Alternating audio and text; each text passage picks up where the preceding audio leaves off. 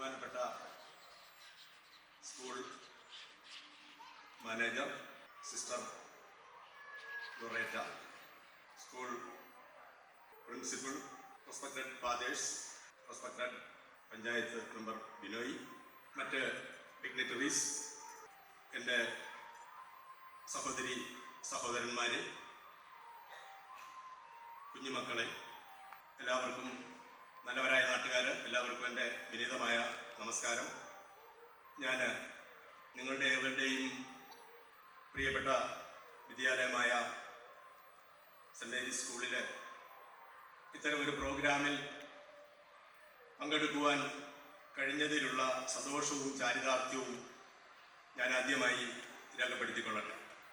അതുപോലെ തന്നെ ശരിക്കും പറഞ്ഞു കഴിഞ്ഞാൽ ഞാൻ നിങ്ങളുടെ നെയ്ബർ അല്ലെങ്കിൽ അയൽവാസിയായി വരും. എൻ്റെ വീട് എരുമേലിയിലാണ്. എരുമേലി ടൗണിൽ നിന്നും നടന്നു പോകാനുള്ള ദൂരമേ ഉള്ളൂ. ഞാൻ 1988 ഒരു അത്ലറ്റായിട്ടാണ് കേരള പോലീസിൻ്റെ സെൻട്രൽ സ്പോർട്സ് ടീമിൽ 5 കിലോമീറ്ററും 10 കിലോമീറ്ററും ഓട്ടക്കാരനായി യൂണിവേഴ്സിറ്റിയിൽ വിജയിച്ചു. ഇൻ്റർവേഴ്സിറ്റി നാഷണൽ പോയിരുന്നു. അങ്ങനെയാണ് ഞാൻ സെൻട്രൽ ടീമിലേക്ക് കടന്നു വരുന്നത്. ഇപ്പോൾ ഞാൻ എന്നെപ്പറ്റി പറയുന്നത് എന്താണെന്ന് ചോദിച്ചു കഴിഞ്ഞാൽ, ഒരു പക്ഷെങ്കിൽ ഞാനിങ്ങനെ ഡെപ്യൂട്ടി കമാൻഡന്റ് എന്ന് പറയുമ്പോൾ ഇതാരാണ് എന്ന് നിങ്ങൾക്ക് വ്യക്തതയില്ല എന്നെനിക്കറിയാവുന്നത് കൊണ്ടാണ് ഞാൻ സ്വയം എന്നെ തന്നെ പരിചയപ്പെടുത്തുന്നത്. കുട്ടിക്കാലത്ത് KAP 5 എന്ന് പറയുന്ന ഒരു ക്യാമ്പുണ്ട്. അതിൻ്റെ ഡെപ്യൂട്ടി കമാൻഡന്റ്, അത് ലോക്കലിൻ്റെ ഇക്വലൻ്റായിട്ട് പറഞ്ഞു കഴിഞ്ഞാൽ അഡീഷണൽ SPയുടെ റാങ്ക് വരും.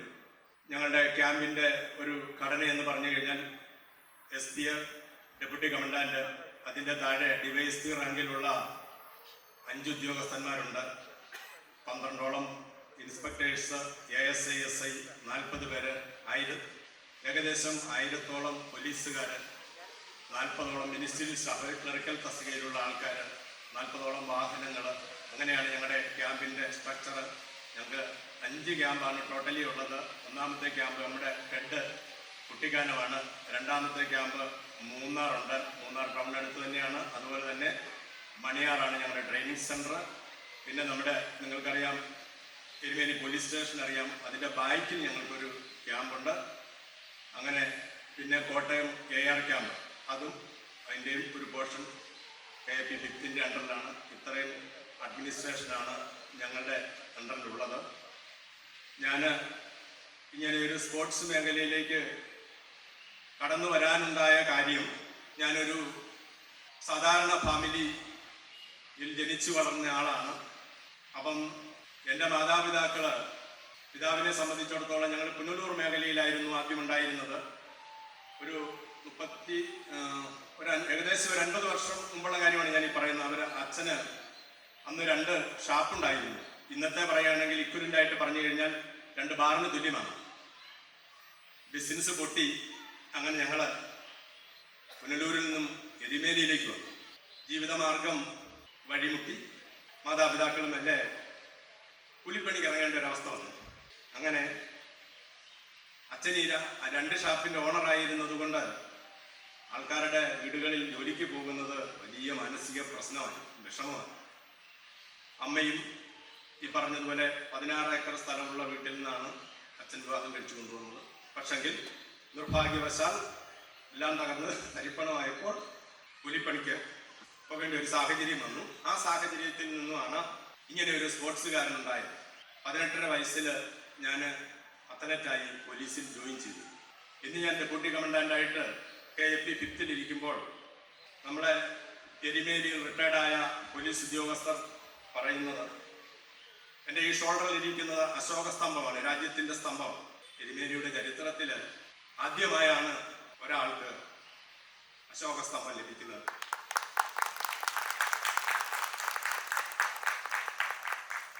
എനിക്കെൻ്റെ കുഞ്ഞുമക്കളോട് പറയുവാനുള്ളത്, നിങ്ങൾ നല്ല അനുസരണയുള്ള കുട്ടികളായിട്ട് നിങ്ങളുടെ മാതാപിതാക്കളെ അനുസരിക്കണം, നിങ്ങളുടെ അധ്യാപകരെ അനുസരിക്കണം, നിങ്ങളുടെ എൽഡേഴ്സിനെ, മൂത്ത ആൾക്കാരെ അനുസരിക്കണം.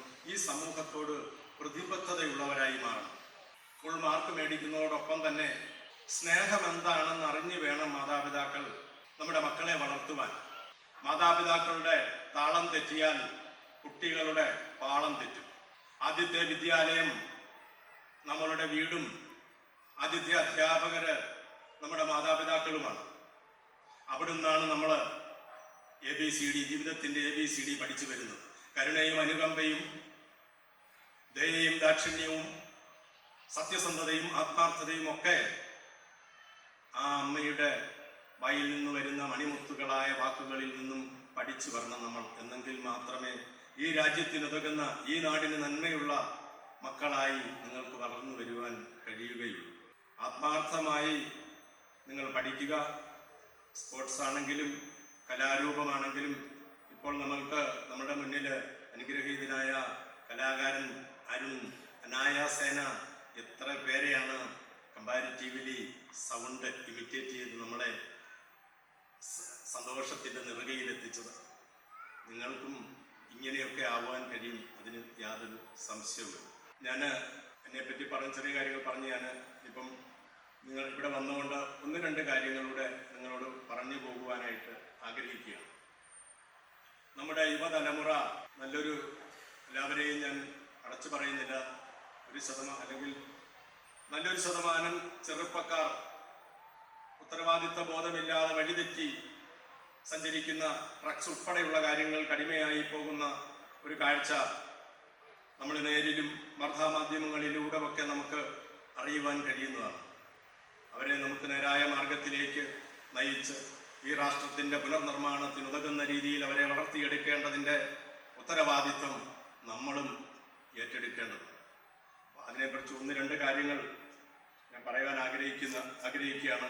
ഭാരതത്തെ സംബന്ധിച്ചിടത്തോളം പറയുകയാണെങ്കിൽ നമുക്ക് മഹത്തായ ഒരു സംസ്കാരമുണ്ട്, ബൃഹത്തായ ഒരു പൈതൃകമുണ്ട്.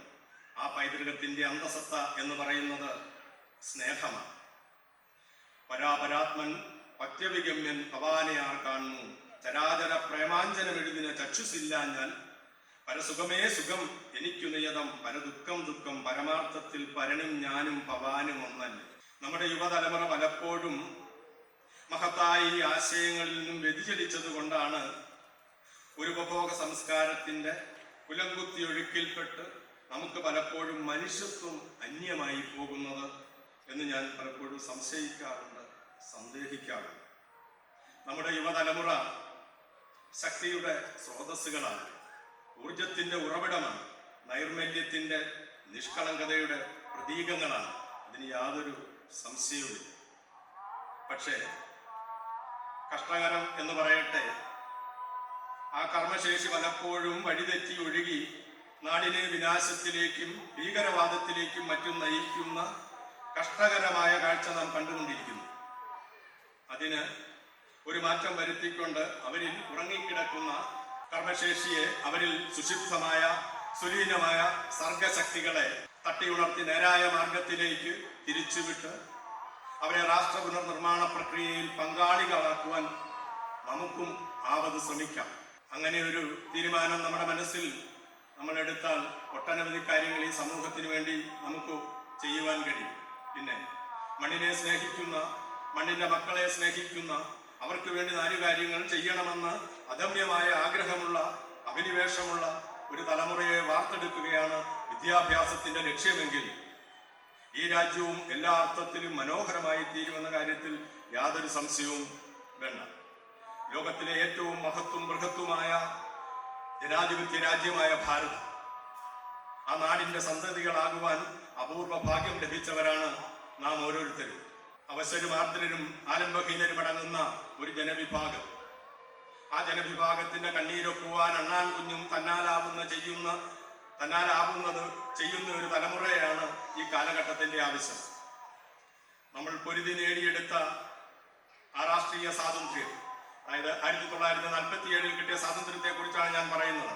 നമ്മൾ പൊരുതി നേടിയെടുത്ത ആ രാഷ്ട്രീയ സ്വാതന്ത്ര്യം, അതിന് പൂർണ്ണമായ രൂപവും ഭാവവും വ്യാപ്തിയും അർത്ഥവും സൃഷ്ടിക്കണമെങ്കിൽ സാമ്പത്തികമായ സാമൂഹികമായ സ്വാതന്ത്ര്യം കൈവരിക്കേണ്ടിയിരിക്കുന്നു.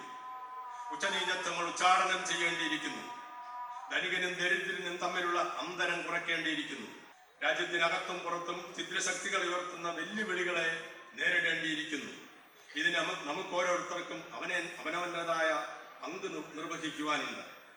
ആ പങ്ക് നിർവഹിക്കുമെന്ന് ഹൃദയം കൊണ്ടും രക്തം കൊണ്ടും ദൃഢപ്രതിജ്ഞ ചെയ്യുന്ന ഒരു വേദിയായിട്ട് ഈ വേദി മാറണമെന്ന് ഞാൻ പ്രത്യാശിക്കുന്നു. വികാരാവേശം വിവേകത്തിനും പ്രസംഗം പ്രവർത്തിക്കും വഴിമാറിക്കൊടുക്കുമെങ്കിൽ കേരളോർ ഭാരതാംബ പുളകിത യാത്രയായി തീരുമെന്ന കാര്യത്തിൽ യാതൊരു സംശയവുമില്ല. എല്ലാവർക്കും എൻ്റെ വാക്കുകൾ അവസാനിപ്പിക്കുകയാണ്. എല്ലാവർക്കും എല്ലാ നന്മകളും ഉണ്ടാവട്ടെ എന്ന് പ്രാർത്ഥിക്കുന്നു. ഒരിക്കൽ കൂടി പറയുകയാണ്, നമ്മുടെ കുഞ്ഞുങ്ങളെ, കുഞ്ഞുമക്കളെ നല്ല സ്വഭാവ ശുദ്ധിയുള്ളവരായി വളർത്തിയെടുക്കുവാൻ വലിയൊരു റോളുള്ളയാളാണ് മാതാവ്. ആ മാതാവ് എപ്പോഴും ആ കുഞ്ഞുങ്ങളിൽ ഒരു ശ്രദ്ധ വേണം. ഒരു 11-12 വയസ്സ് വരെയാണ് അവരെ നമുക്ക് പൂർണ്ണമായും നിയന്ത്രിക്കുവാൻ കഴിയുന്നത്.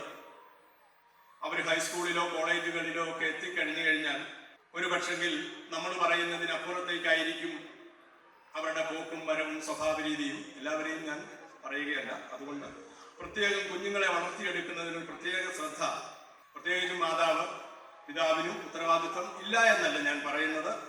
പിതാവിനും ഉത്തരവാദിത്വമുണ്ട്. എന്നാൽ പോലും സ്കൂൾ വിട്ടു വന്നാൽ ഏറെ സമയവും മാതാവിൻ്റെ കൂടെയാണ് ഈ കുഞ്ഞുങ്ങളുള്ളത്. അവർക്ക് പോസിറ്റീവ് ചിന്താഗതിയുള്ള കാര്യങ്ങൾ മാത്രമേ പറഞ്ഞു കൊടുക്കാവുള്ളൂ. ഒരിക്കലും നെഗറ്റീവിൻ്റെ വഴിക്ക് അവരെ സഞ്ചരിക്കുവാൻ സമ്മതിക്കരുത്. അതുപോലെ തന്നെ കൊടുക്കൽ എന്ന് പറയുന്ന ഒരു കാര്യം കൂടെ അവരെ നിങ്ങൾ പഠിപ്പിക്കേണ്ടതുണ്ട്.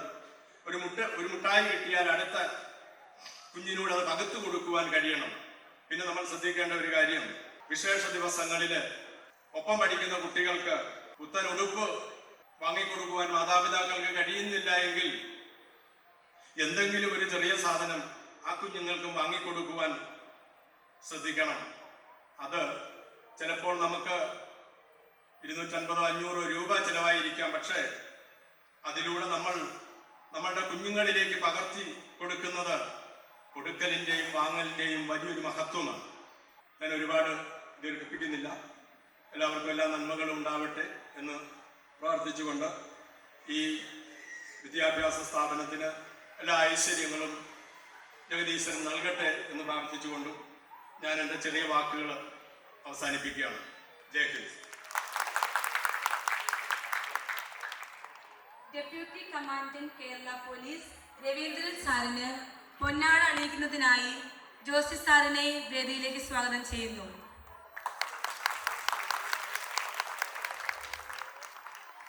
സ്നേഹോപഹാരം നൽകുന്നതിനായി ബഹുമാനപ്പെട്ട സിസ്റ്റർ സലോമിയെ വേദിയിലേക്ക് സ്വാഗതം ചെയ്യുന്നു.